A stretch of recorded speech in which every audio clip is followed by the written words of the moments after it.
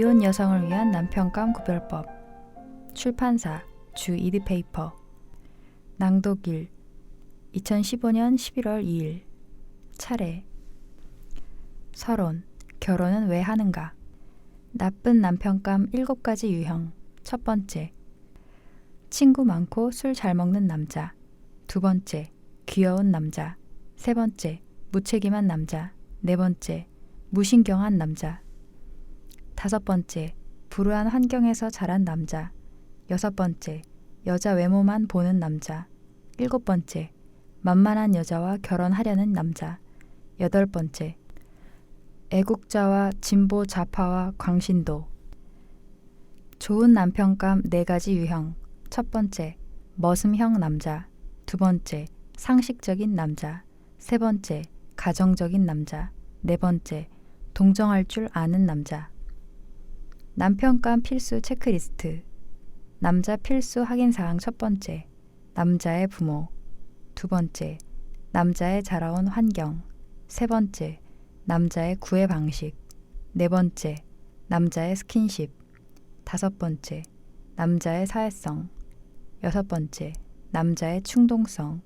일곱 번째, 남자의 방탕함. 여덟 번째, 남자의 냉혹성.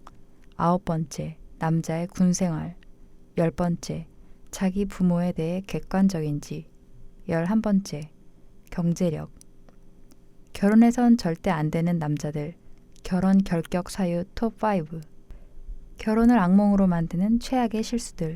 첫 번째, 매력적이니까 결혼한다. 두 번째, 불타는 사랑.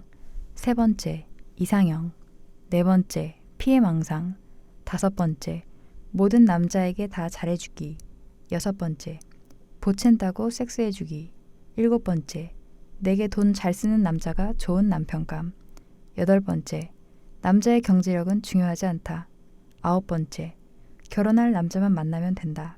열 번째, 여자가 참아야 후회 안 한다. 11번째, 결혼 파탄은 다 남자 잘못. 반드시 알아야 할 13가지 남자 상식.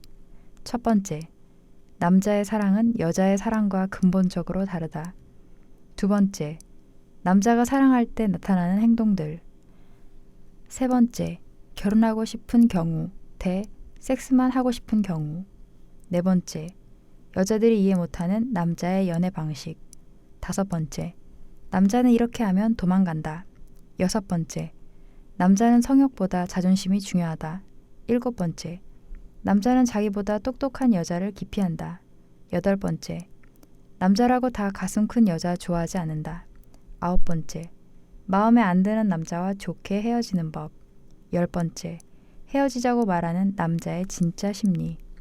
11번째, 남자가 결혼을 하는 진짜 이유. 12번째, 남자는 결혼한다고 바뀌지 않는다. 13번째, 외도 확률이 높은 남자 유형. 14번째, 섹스와 남자 심리. 15번째, 절대 믿지 말아야 할 남자들의 개소리. 남자 사용법. 서론. 서론. 결혼은 왜 하는가? 조류와 표류 중 일부는 인간과 같은 평생의 결혼 관계를 맺기도 하는데, 이는 짝짓기에 드는 시간과 자원을 줄이기 위함일 뿐입니다.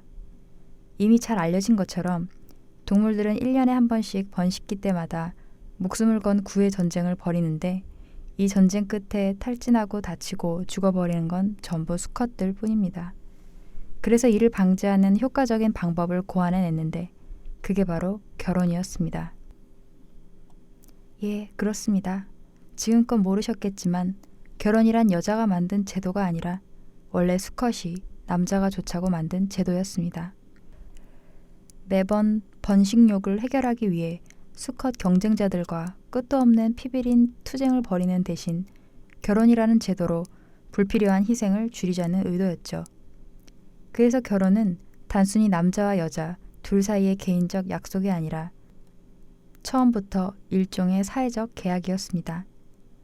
이 여자는 앞으로 이 남자의 소윤이 다른 이가 넘봐서는 안 된다는 사회적 선언이었죠. 서양 여성들이 결혼과 동시에 남편의 성을 따르는 관습은 이런 소유의 계약을 의미하는 것이었습니다. 여성의 결혼은 해당 남성 집안의 관할에 들어감을 의미했기에 남편의 성을 따를 수밖에 없었죠.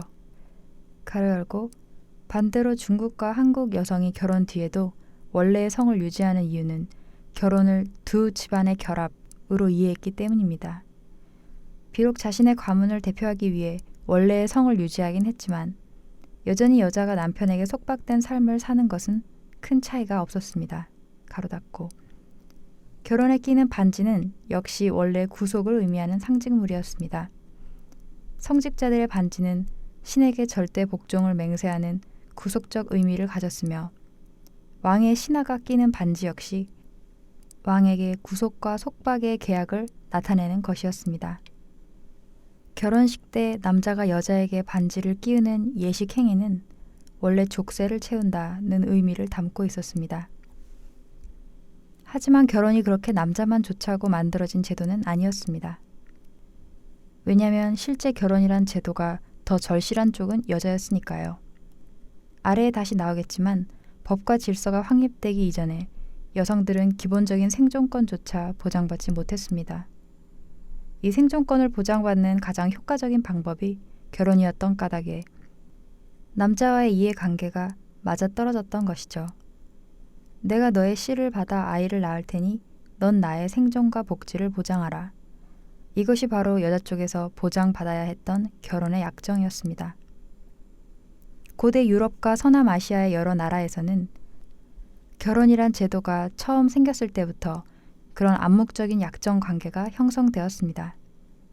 남자가 아내 가로 열고 들 가로 닫고 을 부양하지 않으면 가로 열고 특히 먹을 것을 가져다 주지 못하면 가로 닫고 아내 가로 열고 들 가로 닫고 은 결혼을 파기하고 다른 남자에게 갈 수 있다. 이것이 실제로 기원전 여러 나라에서 널리 통용되던 결혼관이었습니다. 그래서 구약 성경에도 기록돼 있지만 당시 서남아시아에 결혼한 여성들은 남자로부터 식량과 옷을 제공받았을 뿐 아니라 자신의 집 가로 열고 텐트 가로 닫고 을 소유하고 남편으로부터 독립된 생활 공간까지 보장받았습니다. 비록 남자의 필요에 의해 형성된 관계였지만 실제로 사회에 적용된 결혼 제도는 처음부터 서로의 인권과 행복을 보장하기 위한 약정 관계였습니다. 번식과 소유의 관계를 의미하긴 했지만 결혼은 여전히 처음부터 주는 것이 있기 때문에 받는 것도 있는 경제적이고도 민주적인 관계로 유지되었습니다. 왜냐하면 그래야 지속 가능했기 때문이죠. 우리는 이제부터 결혼을 지속 가능하지 못하게 하는 현대의 남성들에 대해 이야기하려고 합니다. 이들이 결혼 전 어떤 특징을 보이고 결혼 후 어떻게 변모하는지 잘 알아두어야 결혼이 어느 한쪽으로 균형을 잃고 파기되는 비극을 예방할 수 있으니까요.